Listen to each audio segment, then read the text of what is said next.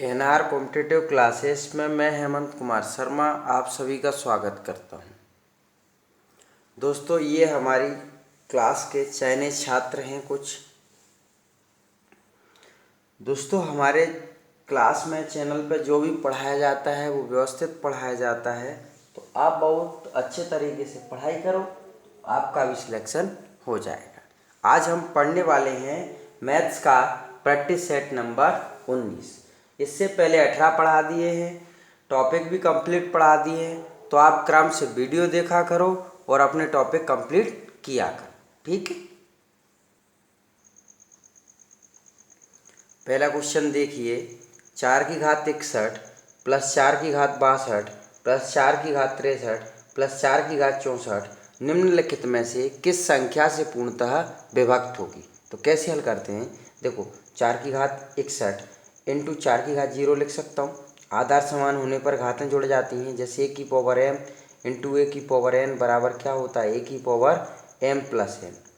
तो 61 में 0 जुड़ेगा तो कितना आ जाएगा, वही 4 की घात 61 प्लस 4 की घात 61 इंटू 4 की घात 1, 61 और 1 62 हो गए, प्लस 4 की घात 61 इंटू 4 की घात 2, 61 और 2 63 हो जाएंगे, प्लस 4 की घात 61 इंटू 4 की घात 3। मैं यहाँ से 4 की घात 61 कॉमन ले लूँगा तो क्या बचेगा, 4 की घात 0 प्लस 4 की घात 1 प्लस 4 की घात 2 प्लस 4 की घात 3, ठीक है। अब 4 की घात 61 तो कॉमन ही ले लिया है, किसी की पावर 0 की वैल्यू 1 होती है, तो 1 प्लस 4 की घात 2 16 प्लस 4 की घात 3 64, 64 और 16 80 और 5 85, तो 4 की घात 61 इंटू 85 इतना आ गया।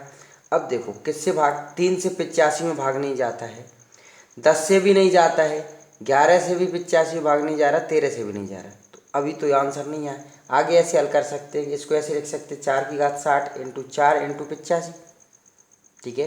तो कितना हो जाएगा, 4 की घात 60 इंटू 5 चौक 20 की 0 हांसुल की 2 8 चौक 32 और 2 34 340। अब देखो इसमें 10 से भाग जाता दिख रहा है, 0 से 0 कट गया, तो किससे विभक्त होगा, 10 से, ठीक है।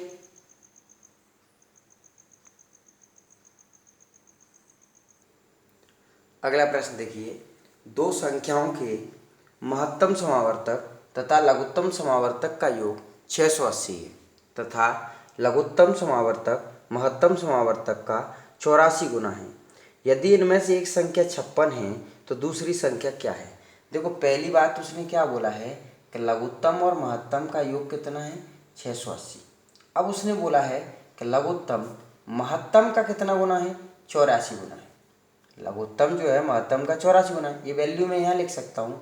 तो 84 महत्तम प्लस महत्तम बराबर कितना, 680। 84 में 1 जुड़ गया तो कितना, 85 महत्तम बराबर 680। 17 5 85, 17 चौक 68, 25 8 40, तो महत्तम की वैल्यू कितनी आ गई, 8। ये वैल्यू हम यहाँ लिख सकते हैं कि लघुत्तम प्लस 8 बराबर 680। तो लघुत्तम कितना आ गया, 680 में से 8 जाएंगे तो 672। अब हमारा फॉर्मूला होता है पहली संख्या इंटू दूसरी संख्या बराबर लघुत्तम इंटू महत्तम, ठीक है। पहली संख्या कितनी दे रखी है, 56, ठीक है। दूसरी हमें ज्ञात करना है, लघुत्तम आ गया हमारा 672 और महत्तम आ गया 8, तो 8 7 56, 7 नाम 63, 7 6 42, तो दूसरी संख्या हमारी कितनी आ गई, 96। तो ये डी ऑप्शन सही, ठीक है। अगला प्रश्न देखिए, रूट ए प्लस रूट बी बराबर 17 तथा रूट ए माइनस रूट बी बराबर 1, तो रूट ए बी का मान ज्ञात कीजिए। देखो इसको ऐसे लिख सकते हैं, रूट ए प्लस रूट बी बराबर 17 दिया है और रूट ए माइनस रूट बी बराबर 1, जोड़ने पे कट जाएगा, 2 रूट ए बराबर कितना आ गया, 18, 2 से रूट ए की वैल्यू 9, ये वे यहाँ रख दें, तो 9 प्लस रूट बी बराबर 17, रूट बी बराबर 17 में से 9 गए तो 8, ठीक है। अब उसने पूछा है कि रूट ए इंटू रूट बी, तो रूट ए की वैल्यू हमारे पास 9 आ गई थी और रूट बी की वैल्यू 8, तो 9 8 72, ठीक है। तो ये बी ऑप्शन सही है। अगला प्रश्न देखिए, एक विद्यार्थी को किसी संख्या को 27 से गुणा करने को कहा गया, त्रुटिवश उसने 72 से गुणा कर दिया। यह उत्तर सही उत्तर से 405 अधिक है। जिस संख्या को गुणा करने के लिए कहा गया वह संख्या कौन सी है? देखो, हमने वो संख्या मान ली x को 27 से गुणा करने को कहा गया, लेकिन उसने x को 72 से गुणा कर दिया। तो दोनों में यहाँ अंतर कितने का आया? तो 12 में से 7 गए 5 और 7 में से 3 गए 4, मतलब यहाँ 45x का अंतर है, जिसकी वैल्यू कितना दे रखी है? 405। तो 45 नम्मा 405, तो x की वैल्यू कितनी आ गई? 9, मतलब संख्या क्या थी वो? 9। ठीक है, अगला प्रश्न देखिए, कह रहा है यदि 6084 का वर्गमूल 78 हो तो रूट के अंदर 60.84 प्लस रूट के अंदर 0.6084 प्लस रूट के अंदर 0.006084 प्लस रूट के अंदर 0.00006084 का मान ज्ञात कीजिए। ठीक है, अब देखो इतना तो उसने पता है, दे ही रखा है कि 6084 की वैल्यू कितना है? 78। तो देखो इसको ऐसे लिख सकते हैं हम कि 6084 दशमलव हटाया 1 लिखा, कितनी दो संख्याएं थी तो ये 100 हो गया, प्लस 6084 लिखा, दशमलव हटाया 1 लिखा, 4 संख्याएं थी 4 जीरो लिखती, 6084 लिखा, 6 संख्याएं थी तो 6 जीरो लिखती, 6084 लिखा, 8 जीरो थी 2 2 4 तो 8 जीरो लिखती, 2 2 4 2 6 2 8। अब देखो 6084 में से तो 78 निकल आएगा, 100 में से 10 निकल आएगा। ठीक है, 6084 में से 78 रूट बाहर निकल आएगा, 4 जीरो में से 2 जीरो निकल आएंगे, 78 निकलेगा, 6 जीरो में से 3 जीरो, 78 निकलेगा, 8 जीरो में से 4 जीरो। ठीक है, 1 जीरो मतलब एक संख्या के पहले दशमलव, 2 जीरो मतलब दो संख्याओं के पहले दशमलव, 3 जीरो मतलब 3 संख्याओं के पहले दशमलव, 4 जीरो मतलब 4 संख्याओं के पहले दशमलव। ठीक है, 8 8 7 15 की 5 हासिल की 1 आटू आटू 16 की 6 हासिल की 1 आटू आटू 16 की 6 हासिल की 1 7 और 1 8, तो 8.6658, ये बी ऑप्शन सही है। ठीक है, अगला प्रश्न देखिए, 19वीं पारी में 98 रन बनाकर एक क्रिकेट खिलाड़ी की औसत रन संख्या में 4 रनों की वृद्धि हो गई। 19 पारियों के बाद उसकी औसत रन संख्या कितनी थी? ठीक है, तो 19 से पहले देखो, छोटा मेथड भी बता दूंगा, बेसिक समझ लो। आपने 18 पारियों तक औसत x मान लिया तो योग कितना हो जाएगा? 18x, क्योंकि औसत बराबर क्या होता है?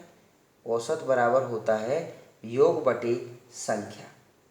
ठीक है, अब 18 तक औसत माना x। ठीक है, अब योग निकालेंगे तो औसत का संख्या से गुणा, तो औसत x था, संख्या 18 थी, तो योग हो गया 18x। अब 19 पारी में 98 रन बनाने से औसत रन संख्या 4 बढ़ जाती है, तो 19 तक कितना हो गया? x प्लस 4, तो योग कितना हो जाएगा? 19x plus 4। ठीक है, अब ये 18x तो ये 18 पारियों का योग हो गया। 19वीं पारी में कितने बनाए थे? 98, तो ये कितनी पारियों का हो गया योग? 19 पारी का, और 19 पारी का कितना दे रखा है? 19x प्लस 4, ये हो गया। तो 18x प्लस 98 बराबर 19x प्लस 19 चौक 76। 19x में से 18x गए तो x बचा, 8 में से 6 गए 2 और 9 में 7 गए 2, तो 18 पारी तक तो हमारा x था, मतलब 22 हो गया, और 19 तक कितना था? 4 जुड़ जाएगा, तो 22 और 4 26, तो ये सी ऑप्शन सही है। ठीक है, अब डायरेक्ट कैसे करना है? तो सबसे पहले जितने रन दिए थे वो लिख दिए 98, 19 में 4 बढ़ रहे थे तो ये गुणा कर दिया, 19 चौक 76, ये 22 आया, ये लिखना है आपको 18वीं पारी तक, जितना बढ़ रहा था जोड़ दिया, तो 22 और 4 26, यहाँ लिखना है आपको 19वीं पारी। ठीक है, क्लियर? क्या आंसर है? 26। अगला प्रश्न देखिए, दो संख्याओं का अंतर 1365 है। बड़ी संख्या को छोटी से भाग देने पर भागफल 6 तथा शेषफल 15 प्राप्त होता है। इन दोनों में से छोटी संख्या क्या है? देखो, उनका अंतर तो कितना हो गया? 1365। अब उसने बोला है कि बड़ी संख्या मतलब x को छोटी संख्या मतलब y से भाग देने पर भागफल 6 और शेषफल 15। अब देखो, ये x बराबर मतलब भाज्य बराबर भाजक इंटू भागफल प्लस शेषफल, मतलब x की वैल्यू कितनी आ गई? 6y plus 15। ये मैं यहाँ रख सकता हूँ x की जगह पर, तो 6y प्लस 15 माइनस y बराबर 1365। 6y में से गया तो 5y, 1365 में से 15 जाएंगे तो 1350। 5 दूना 10, 5 7 5, तो छोटी संख्या क्या आ गई? 270। ठीक है। अगला प्रश्न देखिए, एक व्यक्ति एवं उसके पुत्र की वर्तमान आयु का योग 45 वर्ष है। 5 वर्ष पूर्व उनकी आयु का गुणनफल उस समय उस व्यक्ति की आयु का 4 गुना था। उस व्यक्ति तथा उसके पुत्र की वर्तमान आयु ज्ञात कीजिए। ठीक है, देखो, जब भी योग दे रखा हो तो उसका बंटवारा करना है। जैसे कुल टोटल 45 है, तो एक को x मान लेते हैं और एक को कुल माइनस x, तो कुल कितना है? 45 माइनस x। हमने पिता को x मान लिया तो पुत्र कितना हो गया? 45 माइनस x। अब ये पहली लाइन, ये तो हमने इस 45 का बंटवारा कर। अब बोला 5 वर्ष पूर्व, तो इसमें से भी 5 घट गया और इसमें से भी 5 घट गया। बोले 5 वर्ष पूर्व इनकी आयु का गुणनफल, ये गुणनफल हो गया। ठीक है, उस समय उस व्यक्ति की आयु मतलब x व्यक्ति था, 5 वर्ष पूर्व इतने का हुआ। उस व्यक्ति की आयु का 4 गुना था, तो व्यक्ति की आयु का 4 गुना कर दिया। इस x माइनस 5 से ये x माइनस 5 कट गया। 45 में से 5 गए तो 40 माइनस x बराबर 4। माइनस का x उधर गया तो प्लस का हो जाएगा। 40 में से 4 गए तो 36, मतलब पिताजी 36 साल के हैं। ये वैल्यू यहाँ रख दी और 45 में से 36 गए तो 9 साल का बेटा है। ठीक है, तो ये बी ऑप्शन सही है। ठीक है, अगला प्रश्न देखिए, अंडर रूट में 2 की पावर n बराबर 64 हो तो n की वैल्यू ज्ञात कीजिए। देखो, अगर रूट हटाना होता है तो दोनों पक्षों का वर्ग करना पड़ता है। क्या करना पड़ता है? दोनों पक्षों का वर्ग। अब वर्ग से ये तो रूट कट गया तो 64 का क्या हो जाएगा? वर्ग। अब 64 के गुणनखंड कर दिए तो 2 से 32 बार, 2 से 16 बार, 2 से 8 बार, 2 से 4 बार, 2 से 2 बार, 2 से 1 बार, तो मतलब 2 की घात 6 कितना होता है? 64। तो 2 की पावर n बराबर 2 की पावर 6 होल पावर 2। 2 की पावर n बराबर 2 की पावर 12। 2 से 2 कट गया तो n की वैल्यू कितनी आ जाएगी? 12। ठीक है, ऐसे ही यहाँ भी दोनों पक्षों का क्या करेंगे? वर्ग। दोनों पक्षों का वर्ग, तो ये क्या हो जाएगा? 4 की पावर n बराबर 1024 की पावर 2। 4 की पावर n, अब 1024 के 4 के रूप में गुणनखंड करेंगे तो 4 की घात 5 1024 होता है होल पावर 2। आप ऐसे 1024 को काट लेना 4 से, कि 4 दूना 8, बच गया 2, 4 पंजा 20, 4 से 24, फिर 4 से काट दिया, 4 से 24 बच गया, 4 चौक 16, फिर 4 से काट दिया 16 बार, फिर 4 से काट दिया 4 बार, फिर 4 से काट दिया 1 बार, तो आगे 4 की घात 5। 4 की पावर n बराबर 4 की पावर 10, तो ये 4 कट गया, n की वैल्यू कितनी आ गई? 10। ठीक है, अगला ध्यान रखना है कि घातें जब ऋणात्मक होती हैं उनको संख्या को पलट दो, घात धनात्मक हो जाती है। देखो,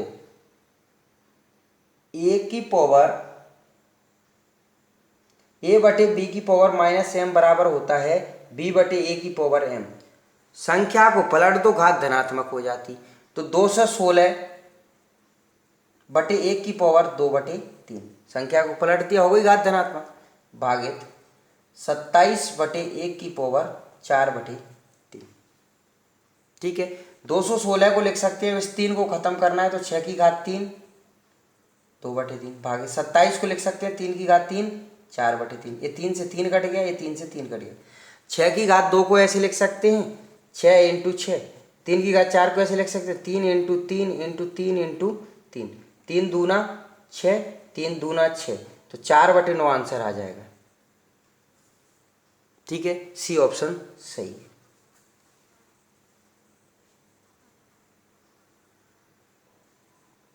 एक छात्रावास में 600 लड़के हैं, इनमें से प्रत्येक हॉकी अथवा फुटबॉल अथवा दोनों खेल सकता है। यदि 75% लड़के हॉकी तथा 45% लड़के फुटबॉल खेलते हैं तो कितने विद्यार्थी दोनों खेल खेलते हैं। देखो ये प्रतिशत का क्वेश्चन है, मैंने आपको पढ़ाया था एक फॉर्मूला, कुल संख्या बराबर होता है पहला आइटम प्लस दूसरा आइटम माइनस दोनों आइटम। ठीक है, कुल संख्या 100% होती है जिसकी वैल्यू 600 दे रखी है ना। पहला आइटम है 75%, दूसरा आइटम है 45% और दोनों हमें ज्ञात करना है।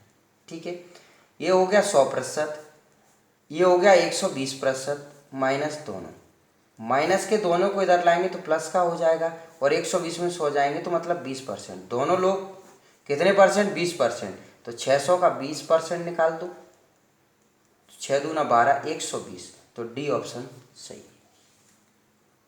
ठीक है, अगला प्रश्न देखिए, एक सब्जी विक्रेता 1 रुपये में 2 की दर से नींबू खरीदता है तथा 3 रुपये में 5 की दर से उन्हें बेचता है, उसका लाभ प्रतिशत कितना है। देखो कैसे हल करते हैं, 1 रुपये में, रुपये को ऊपर लिखते हैं, 1 रुपये में 5 की दर से क्रय किया और 3 रुपये में 5 की दर से विक्रय कर दिया। ठीक है, अब इनका रेशो बनाने के लिए, बराबर करने के लिए नीचे वाली संख्या का एलसीएम ले लेते हैं। तीनों 5 का एलसीएम आ जाएगा 15, 3 5 का एलसीएम कितना आया 15, तो 15 का गुणा कर देते हैं 1/3 इंटू 15 और 1 रुपये में 2 की दर से, तो यहाँ पर 2 आएगा और 3 रुपये में 5 की दर से, तो 2 और 5 का एलसीएम आएगा 3 रुपये में 5 की दर से, तो 2 और 5 का एलसीएम 10 आ जाएगा, तो यहाँ 10 का गुणा हो जाएगा, है ना। ठीक है, 3/5 इंटू 10,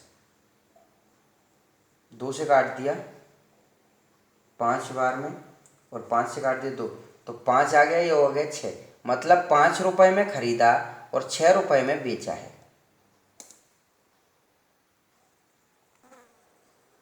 दोस्तों लाइट चली गई है, हमारा क्रय मूल्य 5 रुपये आ गया था और विक्रय मूल्य 6 रुपये आ गया। अब तुम 5 में खरीदे हो, 6 में बेचे हो, तो कितना लाभ हुआ 1 रुपये का। लाभ और हानि हमेशा क्रय मूल्य पर होती है, तो 1/5 इंटू 100 बराबर कितना आंसर आ जाएगा 20%। और वीडियो यहीं कंप्लीट करते हैं। ठीक है, आप देख लिया करो क्रम से, आपको सारे टॉपिक पसंद आएंगे। और अगर आपको वीडियो पसंद आते हैं तो अभी तक चैनल सब्सक्राइब नहीं किया है तो चैनल सब्सक्राइब कर लेना। धन्यवाद, फिर मिलेंगे कल अगले वीडियो।